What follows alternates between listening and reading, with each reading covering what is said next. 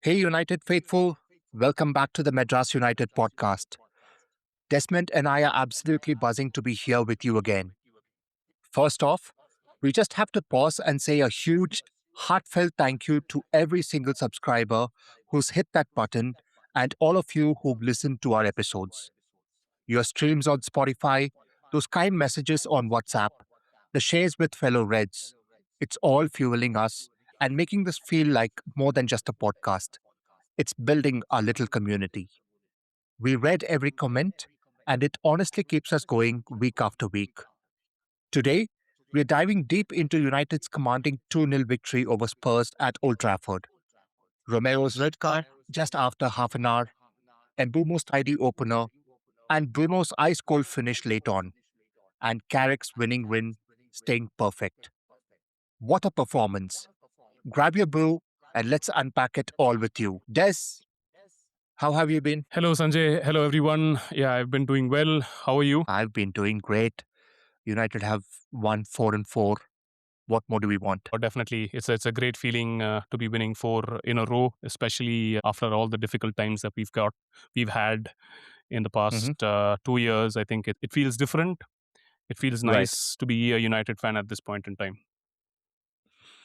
I know while United have been on a high, I think you and I have also been on a personal high. We've dropped our first two episodes on Spotify. We've gone live. How does it feel to listen to our own voices when you tune into Spotify? Honestly, it's a surreal feeling. It's like this feeling when the Champions League anthem starts playing. And you realize you're playing in the big leagues now. It's that sort of a feeling. I know we've been living and breathing United through most of our years as friends. We've talked about this a lot. We've discussed matches, we've discussed players, transfers, a lot of things. We've seen the highs and lows of United.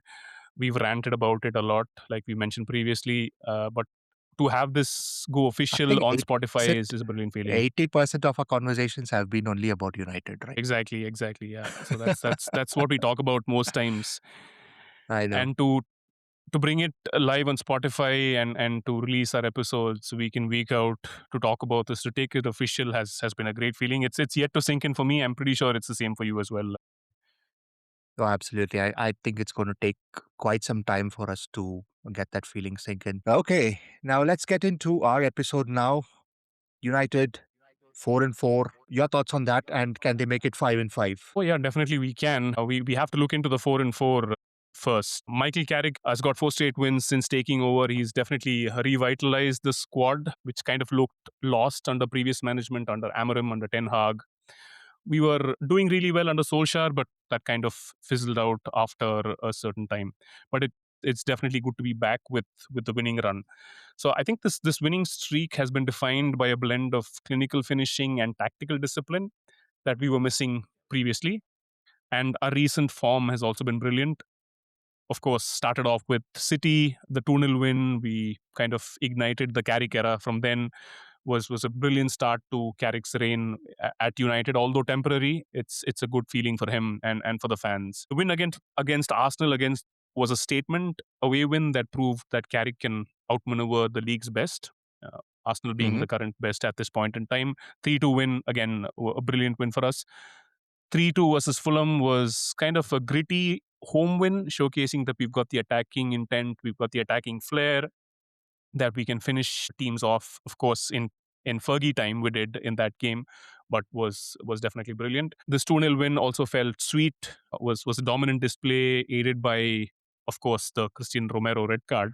We'll talk about that in detail when you pick that point up later. But I think Hmm. this was all down to the tactics, to be honest. We're seeing a lot of players revitalized. We're seeing the resurgence, and one person we have to talk about is Kobe Mano. So under Carrick, he's turned out to be this new player. Let's call it Kobe Mano 2.0. Of course, Carrick has sat down with him, had a good chat, and told him that he's got to change his game because of the style of play that we're currently having. His game has been simple but effective. Right, he's playing much higher up the pitch. That's evidenced by his clever assist for Mbomo in this game against Hmm. Spurs. He's no longer this deep lying midfielder where he tries to recycle the ball and drive into midfield. He's become this creative player, making those 1-2 passes with Bruno, etc. So it's good to see him back. So I think that's a big plus for us and one of the reasons why we're able to pull things off. The second thing is that we've got good defensive stability. Although we've got Matthias Delict, Lenny Yoro, Aiden Heaven all going out on injuries and coming back, I think we still got the defensive stability. Touchwood, we don't have Maguire or Lisandro Martinez injured, but they've been really doing really well since the start of the City game. Since the mid-January Manchester derby, I think the defensive line has been resurgent, has been more compact. We're conceding fewer chances for the opposition. I think that was one of the biggest disadvantages that we had last season and prior as well. With Andre Onana, we were shipping a lot of goals. The defense wasn't that compact. There were a lot of flaws. I think also the feel good factor in the club is back. Bruno Fernandes, who's now liberated as a number 10, he's back to his old ways when he used to play back in 2020 when he joined us. This great event marked his 200th goal involvement for the club when he scored the second goal to finish the game off. So I think we've done pretty well in this game. In terms of form, we've picked up at least 15 points from 7 matches, which is better than Chelsea and City. At least in 2026, we've done really well, and in terms of form, we'd definitely be at the top of the table.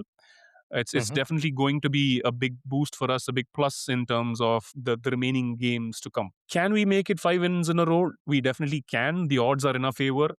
We are facing West Ham, who are a side who are low in confidence. They're sitting at the bottom of the table. They're fighting for relegation. While the Hammers are desperate for points, I think United's current form under Carrick, combined with the fitness of some key players, look at Mbomo, Cunha, Fernandez, the defenders, Martinez, suggests, I think, that we have a lot of firepower. We've got a lot in the bag, but hopefully there's no injuries that happen and we continue this good run of form. Just going back to the red card that I spoke about on Christian Romero, that kind of Right. turned out to be the turning point in the game. Definitely a reckless challenge, an immediate red card from the referee. What did you think, Sanjay? Just walk us through that. Definitely it is. But from whatever you mentioned, I've got two questions. Okay, I think okay. I think let's finish that before we move into the red card.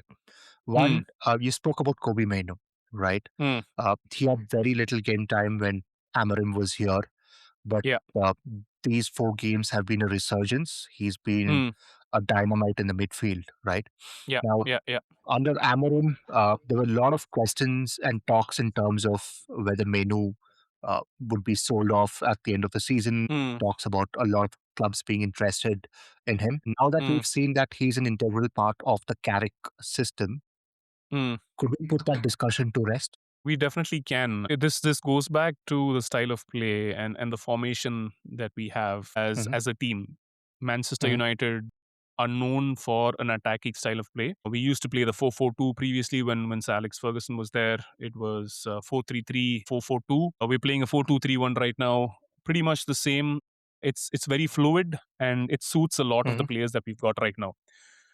Under Right. Amorim, we had the 3-4-3, but to be honest, we did not have the right players for that system. Of course, Amorim had implemented it in Sporting Lisbon, and it was a great success. You've seen Antonio Conte implementing that with Chelsea and winning the league. You have Oliver Glasner with Crystal Palace, who's using the same system, but we didn't have the right players for the 3-4-3. But now the 4-2-3-1 system, we've got all the players in place.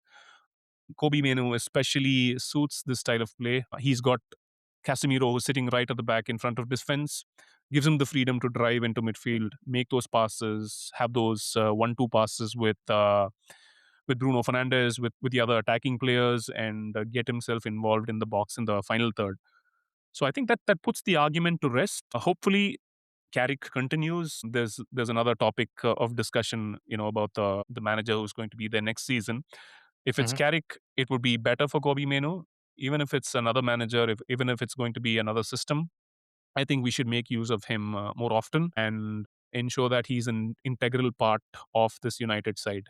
He's young, he's only 20 years old. He's already played for England in the Euros in 2024, right? He's Right. definitely a big game player. He can take the pressure. He just needs the right guidance. I don't think Hmm. so. We should be losing such talent to any other club. We should definitely nurture him and develop Kobe Mino as a player and as a midfielder. Absolutely.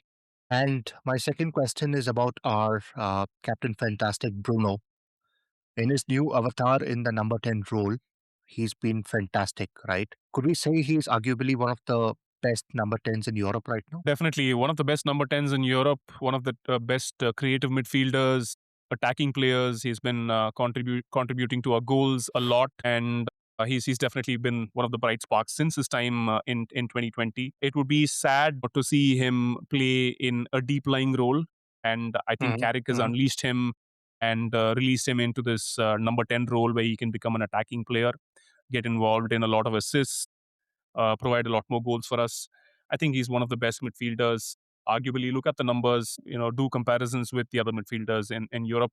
If Fernandez had been playing for a Real Madrid or for any other Hmm. club who's doing really well right now, I'm pretty sure he would have had much better statistics than this, and he would have had trophies too. So, I think it's a boon for us. It's a great advantage, a great asset to have in the team.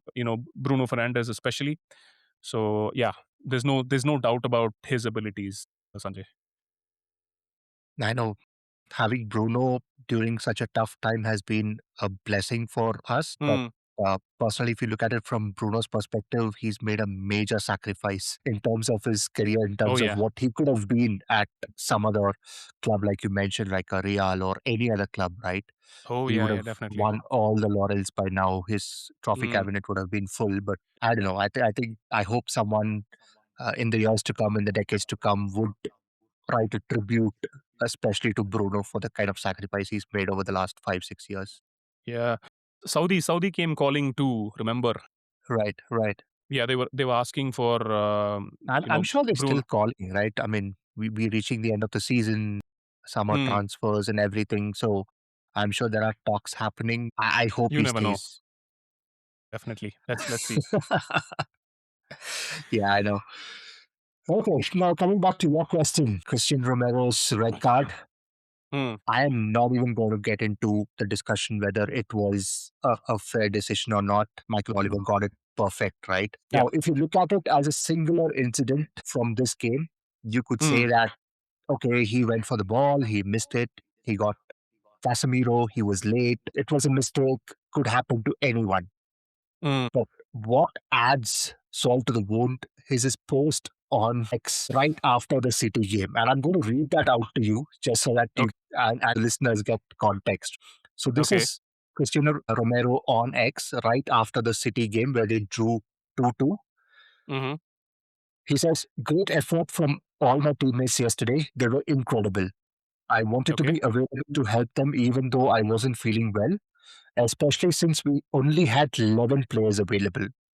Hmm. Unbelievable, but true and disgraceful. We'll keep showing up and taking responsibility to turn this around, working hard and staying together. All that's left is to thank all of you for being there and for always supporting us, the fans.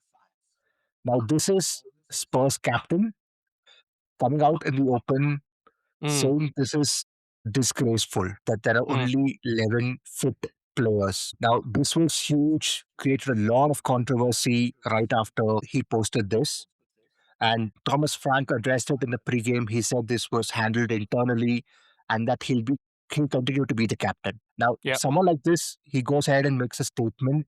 He Hmm. says they will play for the team.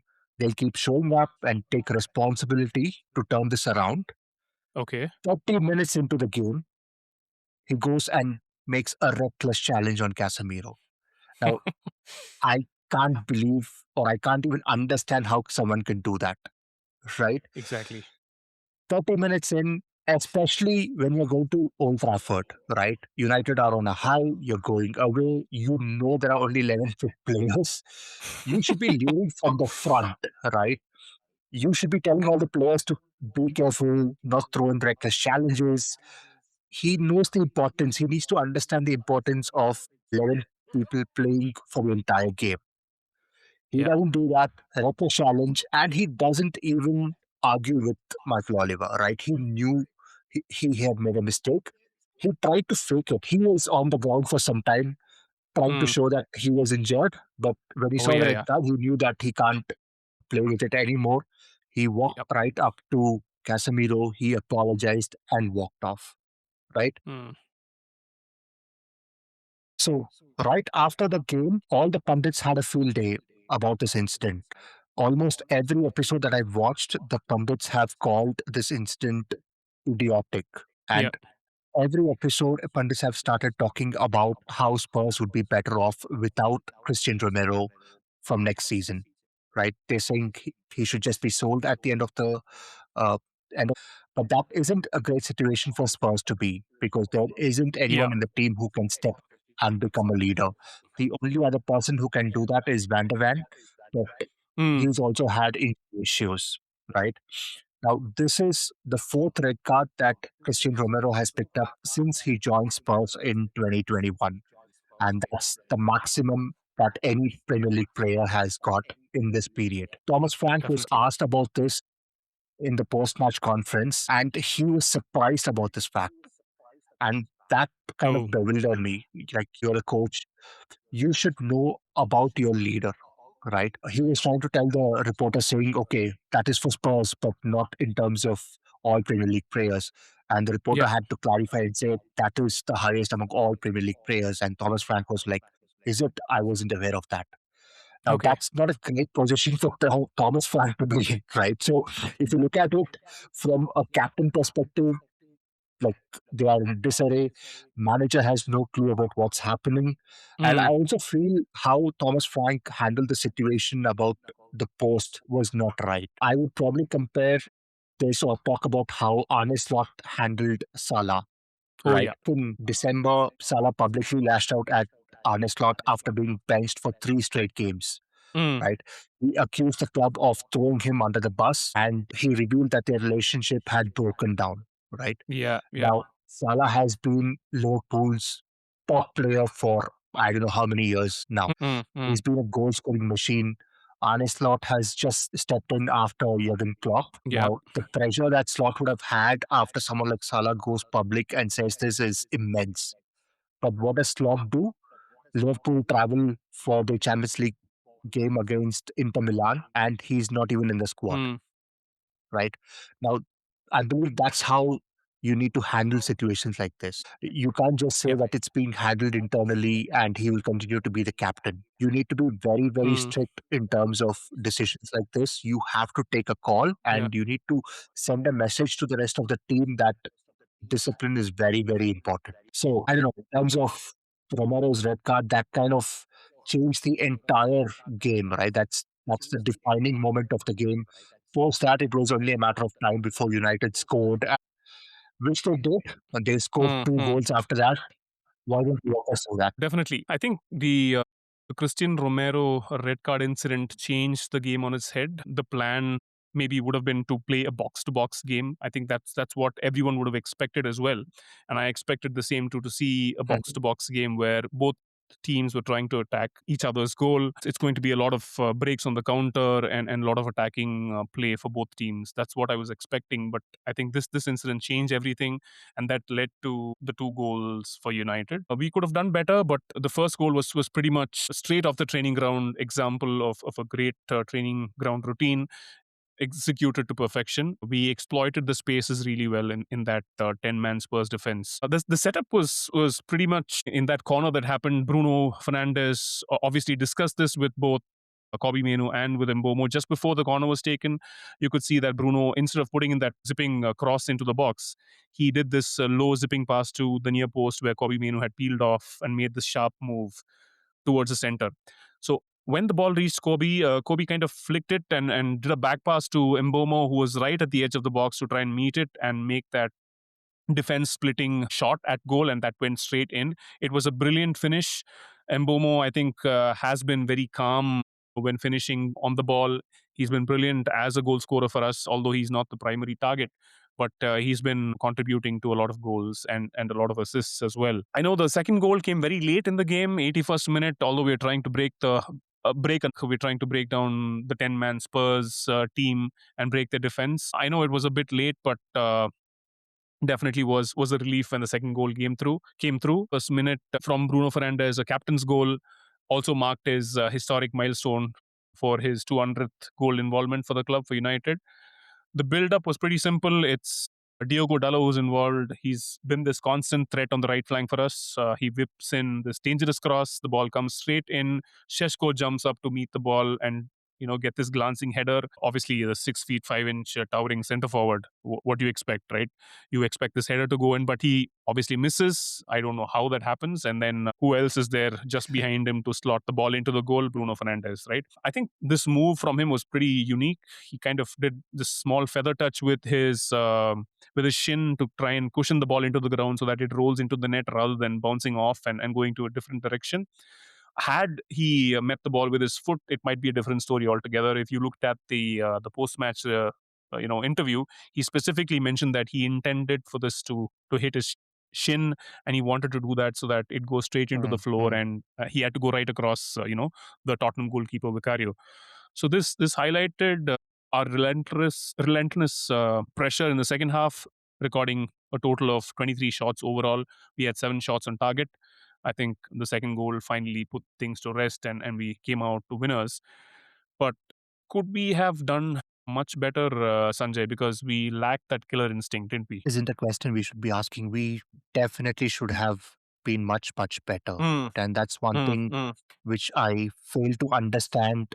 It definitely is an area of concern for United and an area where we have to very, very quickly improve and vastly improve at that. mm, mm, Recapping, you're 3-3. You're playing at home. You're playing mm, Spurs, who are not mm, doing great. Their team is depleted. They barely can scrape through with 11 fit players. Within 30 minutes, their captain is off. Their formation changes. Within 8 minutes after that, you get your first goal, right? Now, yeah. what do you need to do after that? You just need to go and score more goals. You need to get your second, third, fourth, fifth, whatever it is, right? And that's what Mm, big teams like City or Arsenal or Liverpool do, right? And that's where probably we are lagging behind. I know we are fourth in the table. We can talk about how good we've been, but mm, that's the difference between a good team and a great team, right? You mm, need to have that killer instinct. You need to put the game to rest when you get an opportunity. You don't get opportunities like this in every game. mm, mm, Seize it when you get it, right? yeah. You just have to go and score big. This is an opportunity. You're playing with a man advantage. You should just be scoring at will, right? Given the form that we are in, right? We've just beaten City, we've beaten Arsenal. We can score goals. Almost all of our strikers have been scoring, but I don't understand why we have to wait till the 81st minute to score a second, right? Because Mm, until then, and probably even after that, I don't think the game has been put to rest. mm, We have been susceptible to this. We have conceded in the last 10 minutes or stoppage time to let a lead go away.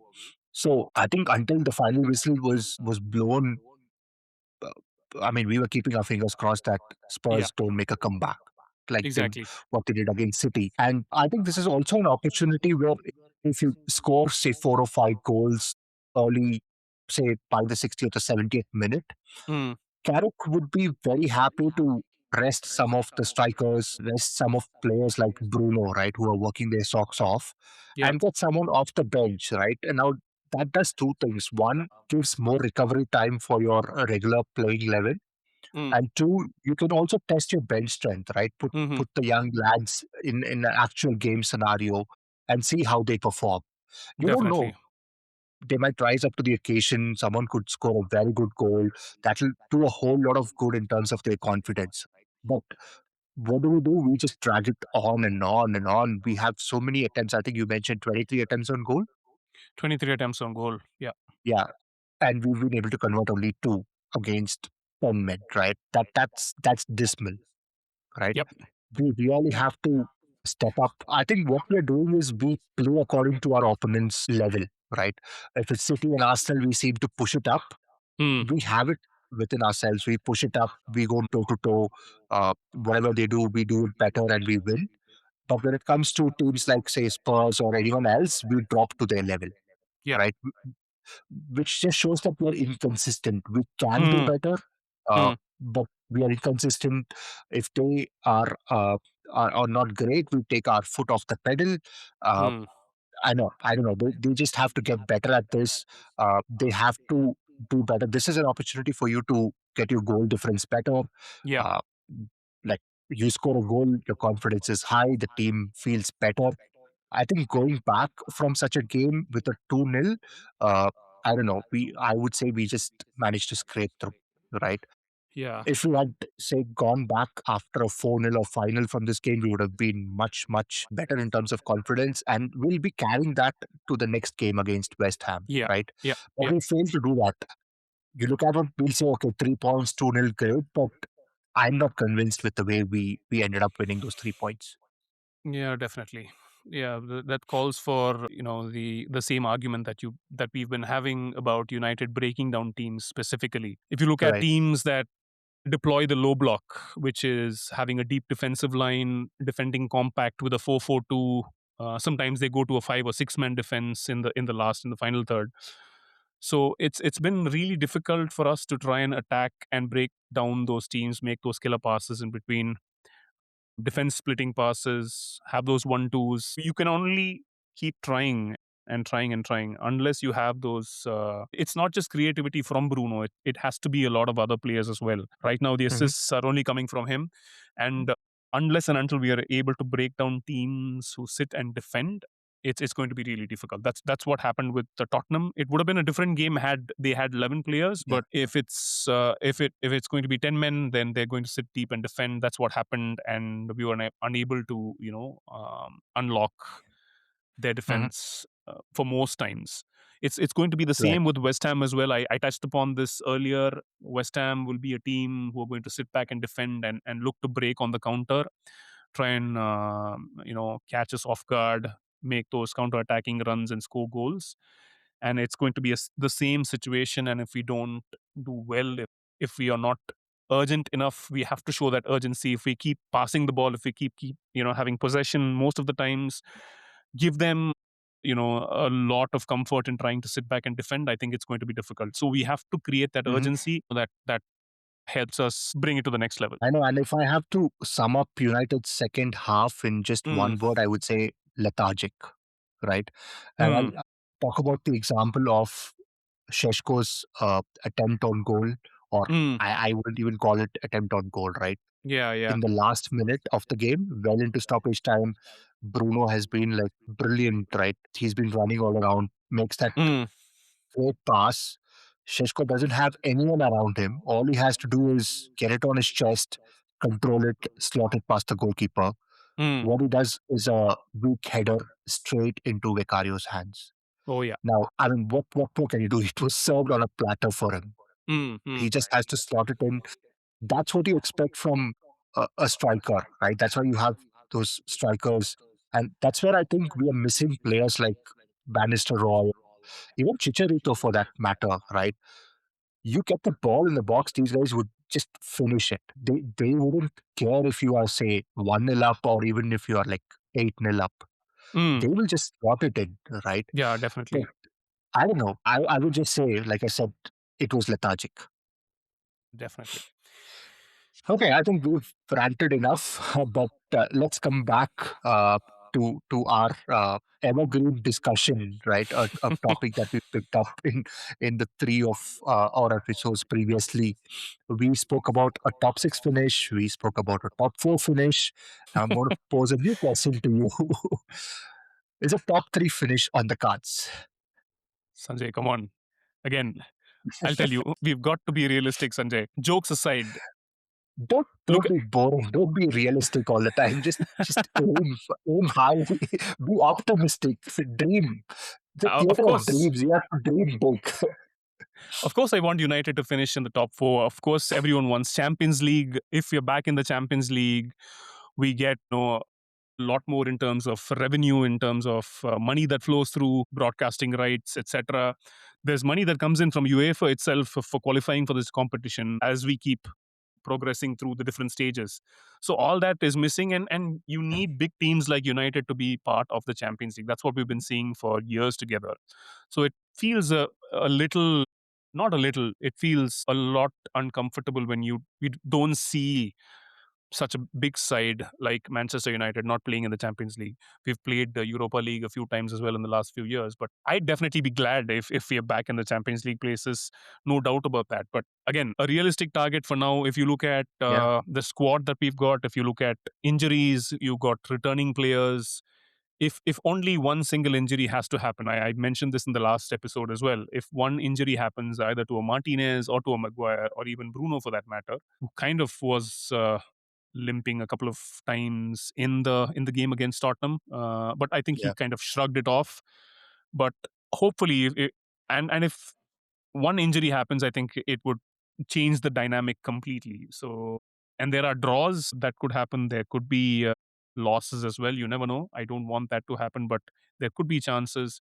If we are to lose one player to an injury, then it changes the dynamic altogether. So Hmm. let's hope we do well. We continue this run of form, but top six is what I am looking at, Sanjay. I'm pretty sure you'll Okay. come back to me by the end of the season and you'll tell me, Desmond, you were right. I want the top four too, but Top let's six let's is see. given. It's like a bare minimum now. Oh yeah, Yeah, that's guarantee, right? That's like yeah, even yeah, if they put in their worst performance after this, they'll still be in the top six. But I'll go back to the point you mentioned about what it does to the revenue in terms of a Champions League qualification. yeah, But yeah, would we have it somewhere in the agreement with the sponsors that if we don't qualify, we'll have to probably pay them? yeah. So we've got this agreement with Adidas that if we Mm. don't qualify for the Champions League every season, whatever payout, a milestone payment that's supposed to happen every year of the 1 million billion or the 750 million contract that we've got, 10% will keep getting deducted every year. So the payout that is supposed to happen, the milestone payout, will not happen, and we'll keep losing revenue in that. So that's another important point to note. Mhm. There's not just on the pitch. There's this off field stuff as well that happens. That's going to have an impact on our finances, on our transfer budget. It could decide what players we buy, what players we sell. There's this. Right. It's a kind of a domino effect, right? So it's very very important that we finish in the Champions League spots, and I hope we do that. But let's see. Fingers crossed. And that would also help us when we have discussions with our own players, right, in terms of their Hmm. contract extensions, if they want to leave the club. Hmm. I think Champions League qualification is one of those factors that will hold them back. Definitely. That's a pull factor in terms of European qualification. A lot of players coming in will also expect these clubs Hmm. to be playing in the Champions League. Of course, they want to showcase their talents. They want to become global. They want to be visible in the Right, larger space. So the right. Champions League is definitely a platform for that. If you're playing in the Europa League, it's not the same viewership. You have clubs that are based in the Far East in Europe, countries like Kazakhstan, Uzbekistan. You go to a Georgia or a Armenia and you play at some unknown club. No disrespect to them, but we're seeing the big teams play in the Champions League, and that's what people want to watch. That's the entertaining football that they want to watch week in week out during the Champions League season. So I think it's very very important, Sanjay. I know slightly Okay. off topic, but did you? I know you said you watched the City versus Liverpool game. I watched about 10 minutes of it. It was complete madness at the end. What did you think of it in a nutshell? I managed to catch the second half of that game, Hmm. and Hmm. City versus Liverpool is one of those marquee games every season, at least in the last, say, decade. Hmm. We've started, though we are hardcore United fans, we've been forced to watch some good football between these teams, and the Pep versus Klopp rivalry, their intelligence, how they've done well in terms of bringing up the teams, Hmm. creates a good setup for this game, right? And that's what we expect. It's been a an encounter which has thrown up great results, a lot of goals, great performances. I think this game had all of it, right? Hmm. Especially in Hmm. the second half, it had everything. Uh, so Liverpool get the opening goal or get the lead in the 74th minute from a Szoboszlai free kick, a great free kick, right? He's one of those players who is a free kick specialist by now. Hmm. He takes this free kick, a straight shot right into the top corner, top bin, right? Now that sets the stage for what has to happen after that. The lead lasts all of 10 minutes. City put the pressure back on Liverpool. They try their best, and Silva scores in the 84th minute of a Haaland flick. Now that makes it uh, 1-1, right? Now the game was heading for a draw, and I Mm, think that would have been a perfect result. But yeah. comes in Allison. I don't know what he was thinking. Matheus Nunes gets a pass. He runs towards the right flank, well off goal, right? I don't know why Allison had to go out rushing. Mm, mm, All he had to do was probably cover the angles, ensure that mm, he doesn't pass. But another reckless challenge, right? We spoke about Christian Romero. I think Allison did the same thing. yeah. Unnecessary tackle Mm, within the box. He should know better late in the game. And again, no questions. Penalty given. Haaland steps up. Uh, a lot of pressure, but uh, he slots in the goal, right? yeah. And we Yeah. think that's the end of it. 2-1, great. Post that, 99th minute, McAllister takes a shot at goal. Donnarumma comes up with a worldy save, right? Yeah. Even Yeah. Pep couldn't believe it. Pep had his hands on his head. He probably said, that's our money's worth, right? That's why we signed him. He saved the game. And I don't know, City were pumped up after that. And post that, City had a chance to make it 3-1. In fact, they did kind of make it 3-1. So Turkey gets a shot at goal. The goalkeeper wasn't there. Allison wasn't there. He shoots, or in fact, it was a very lame shot, I would say. All he has to Mm, do is slot it in. It's a very weak shot, which forces Haaland to run after it because he's not sure whether it'll go in or not. mm, Soboslai was the only defender available. He was running with Haaland, then mm, starts a tug of shirts. yeah. Soboslai pulls Haaland, Haaland pulls Soboslai. There's a foul on Haaland, Haaland falls down. The ball goes into the net, but Haaland, what he does just before it goes in is he pulls down Soboslai. Yeah. So then what happens was the referee also did not have a clear vision. He had a Mm, player in front of him, so yeah. Yeah. he's forced to call it back.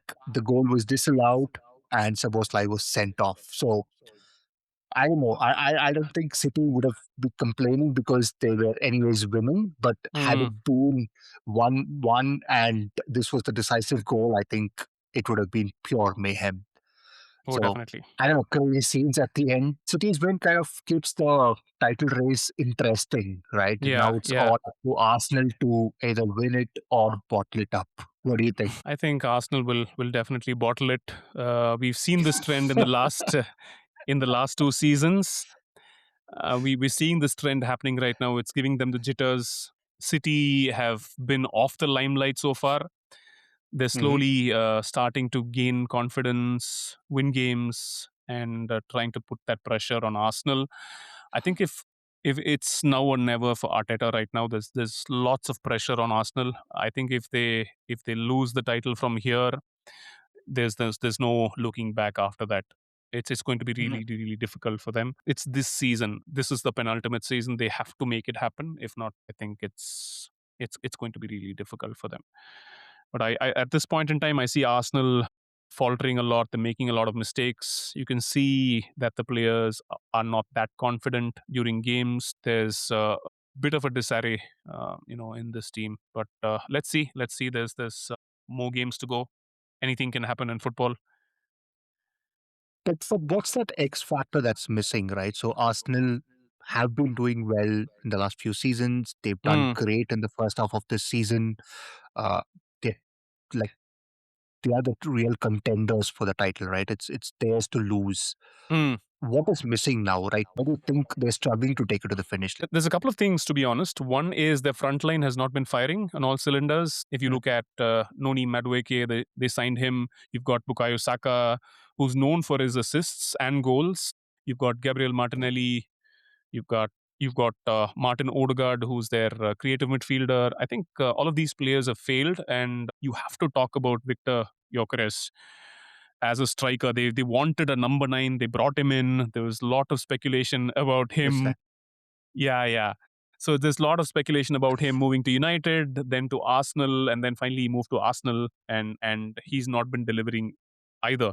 So there's a lot of talk about this number 9 position as well for Arsenal. So the front line has been lacking in terms of goals, especially. On top of that, I think the confidence is also low. If you look at games when they concede, instead of picking Mhm. themselves up and going at it again, they kind of drop their shoulder and they're slouching and slumping. And the body language is kind of negative. So they've got to be upbeat. They've got to have that killer instinct like back in the days when we had Sir Alex Ferguson. When we conceded goals, we went back at it and then we finished the game off in Fergie time, right? So we don't see that happening with the Gunners this season. I think last season was much better. They lost it towards the end, but I don't see that level of confidence from the Arsenal players. If they have to win it, they have to step up big time. Okay. Let's see. I think interesting rest of the season that we have. Like we said, Mm, trophy is for Arsenal to win or to lose, right? It's in their yeah. hands now. They have to Mm, decide what they want to mm. do for their fans and for themselves. Great. I think we've had a great discussion. We've discussed a lot in terms of the game, City Liverpool as well. So thank you so much, Desmond. And folks, that's us signing off on episode 4 of the Madras United podcast. Desmond and I appreciate you tuning in. Shout out to all our subscribers and listeners who've been with us from the start. Your support via streams, shares, and messages keeps this rolling. Hit subscribe if you haven't. Drop us a note on WhatsApp, share with fellow fans, and rate us on Spotify.